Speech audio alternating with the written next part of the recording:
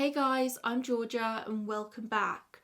For my regular viewers on YouTube, you may notice today that my setup is a little bit different. We are trying something new today.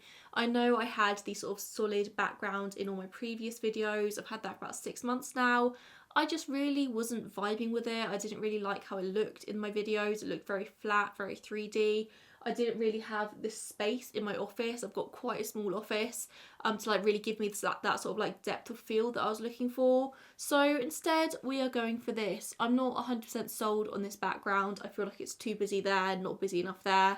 This is kind of all I've got to play with right now. So I'm going to play with it in my videos over the next few weeks and just see what works, what doesn't work. So if you're looking at this and thinking, that video looks awful, then just bear with me. This is going to be a work in progress. I just want to have a permanent filming setup so I don't have to like set up all my lights and cameras every single time I want to film a video because it is such a faff. Also, I have pretty chronic back pain. Long-time viewers will know all about that. And just being able to like lean on my desk, I'm currently sat at my desk, is probably going to be really helpful for me. So if I'm like leaning forward or like leaning back, that is why, because my back, it's really causing me some issues at the moment. So like I said, work in progress over the next few weeks. If you really hate this, do let me know. If you have any like constructive criticism, again, let me know.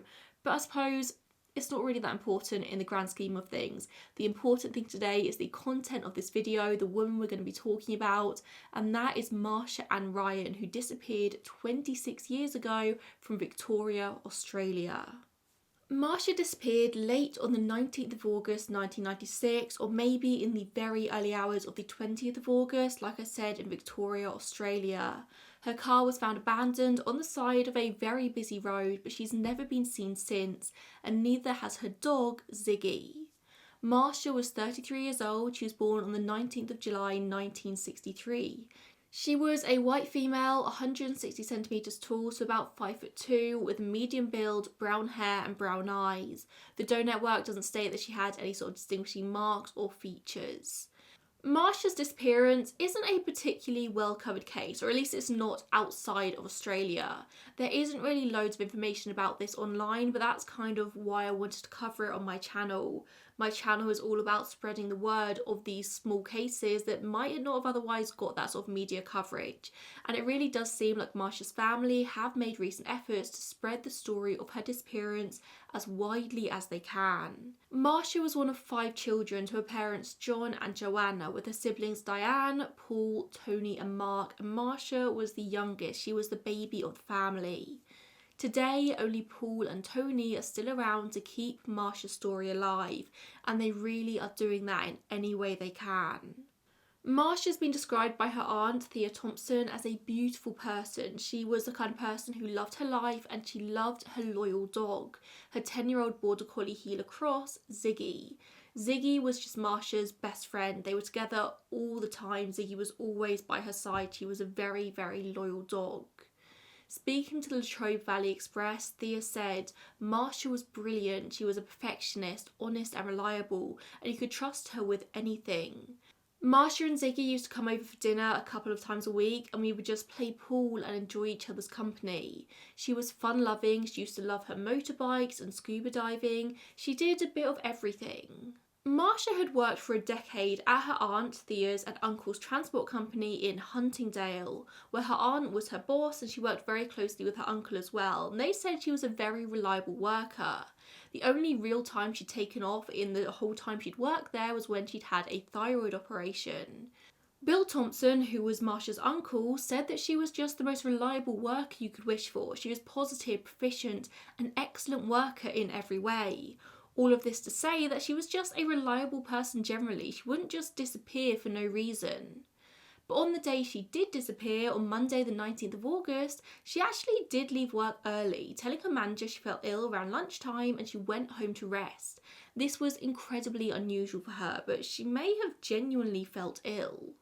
According to an article in The Express by Tessa Randello from August 2020, that weekend she had called up her parents who were holidaying in Surfers Paradise in Queensland. Queensland.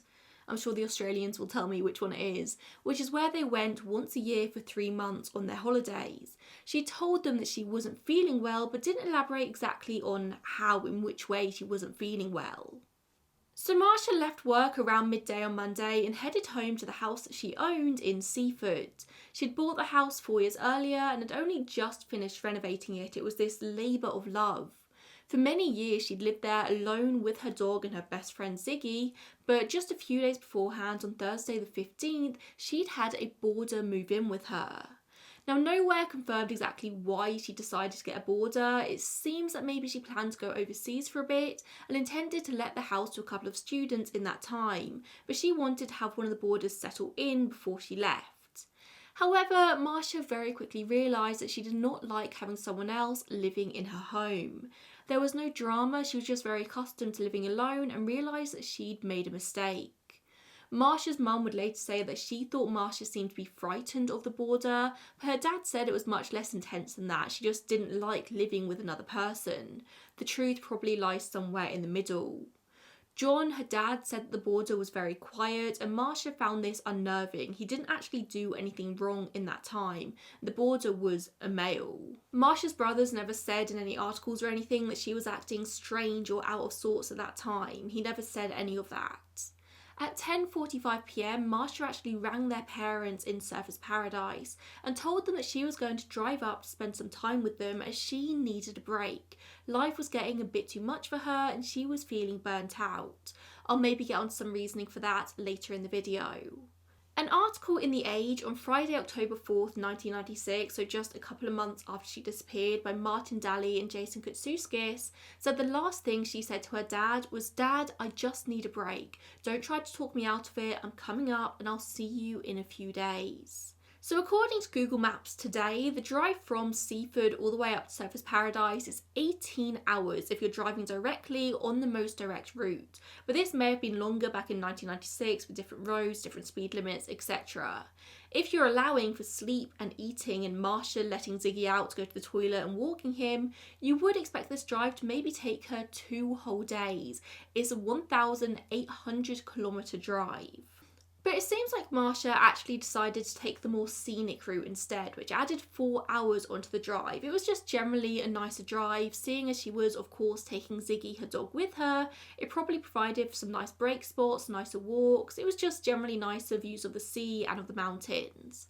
She didn't say exactly to her dad when she intended to leave on this journey, but what we do know now is that Marcia was not at home when she made this phone call. This phone call did not come from her landline, and police have never said exactly where this phone call was made from. From the October 1996 article, it says that police actually didn't know at that point where it was made from. We don't know if they know today or not. Probably not. It certainly seems like Marcia may have already set off on the journey when she made that call. Of course, this was 1996. It probably came from a payphone. After the phone call, she withdrew $50 Australian from an ATM at Riversdale Commonwealth Bank in Camberwell, which is just outside of Melbourne, and then presumably she headed off to Queensland. Her bank account has never been touched after that point. Strangely, evidence seems to suggest that Marcia then double-backed on herself, driving back past Seaford, past her home, to head off on her journey onto the scenic coastal route that she'd chosen to take. Now let me have a look at Google Maps and try to explain this for my podcast listeners. This is another one of the reasons why I thought it would be helpful to have my sort of filming set up at my desk so I can refer back to my computer when I'm talking about things like this. So Camberwell is almost directly north of Seaford. Apparently it's about a half an hour drive, 34-minute drive to get from Seaford to Camberwell, which is, like I said, directly north. And then she would have driven back down south before turning off to go east towards Darnham, where her car would later be found. Now, of course, if she just wanted to get cash out on the way, then there would have been multiple ATMs on her journey to be able to get cash out. This to me suggests that she might have been in Melbourne for a completely different reason. Had she gone there to meet up with somebody? Had something happened? Why did she drive all the way up to Melbourne to get this cash out? Did the phone call that she made to her parents come from a payphone in the city? Also, very strangely, Marcia didn't really seem to pack for her trip, which she had intended to take for several weeks. Her toothbrush was left at home, and her family say she was very meticulous when it came to brushing her teeth and just general personal hygiene. So again, was the decision to go up to Surfers Paradise to visit her parents very last minute? Had she gone up to the city, something happened, and she decided there and then to just go directly to her parents? But then again, if she was pretty much driving back past her home, past Seafood to get on this route, why wouldn't she stop at her home to just grab some personal belongings? All of Marcia's actions on this day are very strange, as if she was suffering some sort of mental break or something had happened which had spooked her. Everything was just so unlike her, from leaving work early, pretending to be ill, pretending so her brother never said she was ill when he came to her house that afternoon, to not packing her toothbrush. Marcia drove a Mitsubishi Sigma sedan in a tan colour. The registration number was DUP002, and she never got very far on her journey. Her car was found abandoned in the very early hours of the next day, August 20th, on Princes Highway near Moe in Victoria, which is only about an hour and a half from Seafood. Neither Marcia nor Ziggy were anywhere to be seen. A passing police car actually spotted the abandoned car at 2:48 a.m. and took down the number plate, referring it back to the local transport authorities. From there, it was deemed to be stolen and abandoned, and a message was left on Marcia's answering machine, letting her know that it would be impounded if she didn't come and collect it. The police report states that the car was found unlocked with the keys in the ignition, which makes sense as to why they would maybe assume it was stolen and then abandoned. But it actually seems that for whatever reason, Marcia had pulled over on the side of the highway, left the car with the keys in the ignition, and then just walked away. It was later found that the last sighting of Marcia alive came at around 11:50 p.m. on August 19th. A truck driver had seen her walking away from her parked car towards Morwell, and she looked very distressed, but when he offered her a lift, she declined. He never mentioned that Ziggy was with her at this point. I find myself wondering if she'd maybe pulled up to let Ziggy out for a toilet break and he'd spooked and run away, which is unusual because he was a very loyal and well-behaved animal, but animals are animals. It could explain her distress and why she was walking alone along the side of the highway. But then wouldn't she say to the sort of truck driver, "I've lost my dog, have you seen him?" And the truck driver didn't really want to push it with Marcia, even though he was a bit concerned about her because she seemed very wary, she was a woman on her own. He didn't want to scare her. Another theory has always been that maybe the car ran out of petrol. The car was found just 1 kilometre past a petrol station. Maybe Marcia was walking to the station to get petrol to fill up her car. Nothing has ever confirmed this, nothing's ever said the car was empty on petrol, nothing's ever been said about it at all, so we don't know if that's the case, it is just a theory. On the 21st or the 23rd, depending on the source, Marcia's wallet was actually found along the highway close to Darnham on the central reservation of the road, which is actually back in the direction in which she'd come, about 20 kilometres away from her car. The person who found the wallet said that all the cards were sort of spread in a line as if it had been tossed from a moving car, likely from the driver's side of the car because of the side of the road it was found on. The finder called the number that he'd found in the wallet, Marcia's number, to let her know that it had been found because he thought it had been stolen. And again, he left a message on her answering machine. Now, family wouldn't realise that something was up for a couple of days, but after a few days, when Marcia hadn't arrived in Queensland, her brother Tony went to her house to check if she was there, and he let himself in. He found 15 messages on her answering machine that made it very clear that something bad had happened. There was the message from the authorities about the car being found on the side of the road, and the man saying he'd found her wallet. So first, Tony contacted the caller who'd found the wallet and went to collect that, and then he requested the keys to Marcia's car from the police.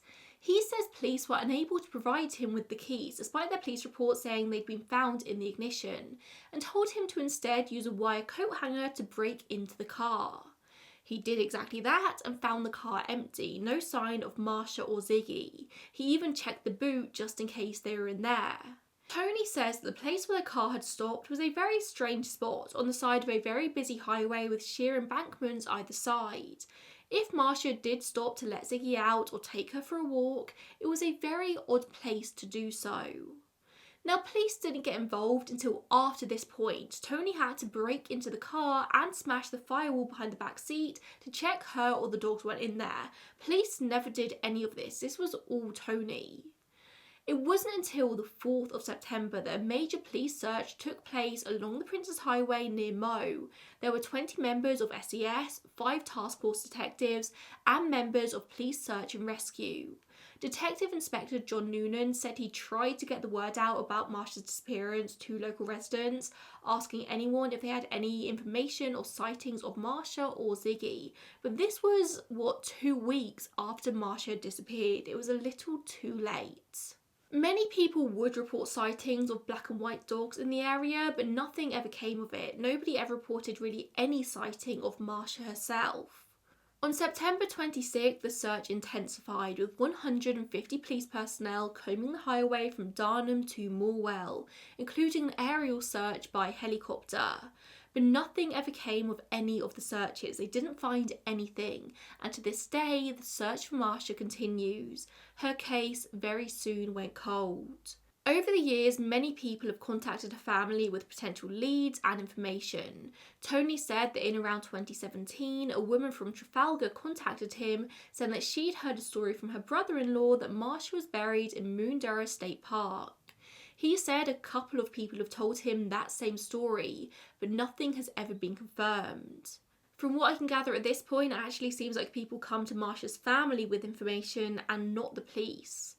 At the time of her disappearance, the coverage was a front page on the Sunday Herald and various articles over the next few weeks across Melbourne and some Queensland papers, but there was nothing in the New South Wales press. There were sightings by people in Queensland, Tasmania and Victoria. They were all investigated to no avail. There were no sightings in New South Wales because there was no coverage there, and Marcia's family think there is a chance that maybe she went to New South Wales. Without a body, there's no closure for Marcia's family. They still hope that she's out there alive somewhere and for whatever reason has just never contacted them, which does seem unlikely because she was on her way to see her parents when she disappeared. Family say that it's completely unlike her. She never would have disappeared knowing what the family would have to go through. They also highly doubt that she would have chosen to end her own life. Marcia was clearly going through some stuff at the time of her disappearance. She wanted to take a break. She wanted to go spend some time with her parents and her dog. But enough to end her own life? It seems very unlikely. August was always a hard time of year for the whole Ryan family, but especially for Marcia. 16 years earlier in 1980, her older sister Diane was killed in a car accident by a bunch of teenagers in a stolen car, and 17-year-old Marcia was in the car behind. She witnessed the whole thing. Tony said to The Express that Marcia had a really hard time after that. I mean, obviously she would do. She broke down, but eventually she picked herself back up. And when she went missing, she generally had a really great life. She just finished renovating her home. She loved riding her motorbike. She was very happy. She had her dog. It just wasn't something that she would have planned to do. She wouldn't have planned to go missing. The only thing people suspect is maybe she did have a mental break. I think we can all probably agree that something happened on that Monday that made Marcia start to act strangely. The leaving work sick, the kicking the border out, the impromptu visit to her parents, the disappearance. It's all a very strange sequence of events that was completely unlike her normal day-to-day life. The only thing that makes sense to me is some kind of mental break. Something caused her to snap and start acting out of sorts. Maybe it was just the time of year, the anniversary of her sister's death, combined with burnout. Like I said, she very rarely took time off. She was never ill. Maybe it just got a bit too much. Maybe the border did do something, but like I said, the police never had any reason to suspect the border of anything. I can only assume that he had a very airtight alibi. But that's not to say that maybe something bad happened over the weekend. But let's say that maybe Marcia was en route to her parents. She was generally fine, just a bit stressed out, but fine. She pulls over at the side of the road to let Ziggy out to go to the toilet. Maybe then Ziggy ran away, something scared her. Once she started walking along the highway, did somebody with bad intentions pick Marcia up? Did she maybe get into trouble on her own? Did she fall down a crevice or get sort of lost in a bush? I don't really know. If that's the case though, why has her body never been found? Like I said, they searched this area intensely. Tony said in an interview with the Australian Missing Persons Register that their parents refused to sell Marcia's house even a decade after she went missing, and his dad never took her out of his will just in case she was out there alive somewhere. The coroner did eventually rule that Marcia died on or around the night she disappeared, which was actually quite a surprise to her family apparently, because they expected an open ruling. They've never seen or been told about any evidence that she met with foul play. Tony said that he believes that Marcia is still out there somewhere. Maybe it is better to believe that she just decided to run away and start living her own life. But Marcia's family have never stopped looking for her. They would drive up to the Moondara State Forest to look for her multiple times. They've never stopped looking, and the case remains open to this very day. They ask anyone with any information to please contact Crime Stoppers on 1-800-333-000. Obviously, that is an Australian number. That is the Australian Crime Stoppers. This is very much a case of a woman who just seemed to disappear into thin air. We don't know if the strange events of that Monday had anything to do with her disappearance or if it was just a pure coincidence. I personally suspect that somebody picked Marcia up along the side of that highway. I do think, if I was placing bets, that she let Ziggy out to go to the toilet, Ziggy ran away, and Marcia went to find her, very distressed, very upset, maybe just very overwhelmed after everything that happened that day, and then somebody with nefarious intentions pulled over and picked her up. That is the only theory that really makes sense to me, but like I said, that is just a theory. We don't know anything. Thank you so much for tuning in today and spending this time with me and with Marcia. If you live in or around Victoria, in any of the places I've mentioned today, then please do maybe share this story, share this episode, talk to people about it. Just spread the word about Marcia and Ryan as far as you can. Thank you for watching, and I will see you in the next one. Bye guys.